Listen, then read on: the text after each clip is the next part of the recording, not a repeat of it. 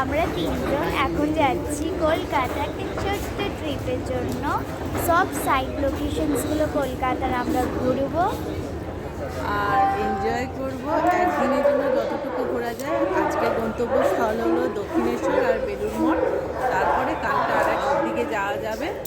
আর এখন ট্রেনের অপেক্ষায় রয়েছে। আর ওয়েদারটা খুবই সুন্দর, গরম নাই, ঠান্ডা ঠান্ডা ওয়েদার, ঘুরে খুব মজা হবে। বাই। এই ভিডিওটা ছিল প্রায় 1-1.5 মাস আগেকার। আর সেদিন খুব বৃষ্টি পড়ছিল বলে ঠান্ডা ঠান্ডা ওয়েদারও ছিল। এই যে মা দক্ষিণেশ্বর কালীবাড়ি মন্দির, আমাদের এখন পুজো দেওয়া হয়ে গেছে কমপ্লিট। ঠিক 12:30টার আগে আমাদের পুজো কমপ্লিট হয়ে গেছে। আর এই যে পুজো দেওয়ার ডালি। এবার আমরা মন্দিরের চারপাশটা দেখো, ঘুরে দেখাচ্ছি কত সুন্দর।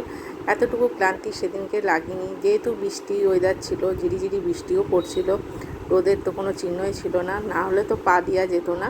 আমাদের পুজো বেশ ভালোভাবে হয়েছে। আজকের জন্য টাটা।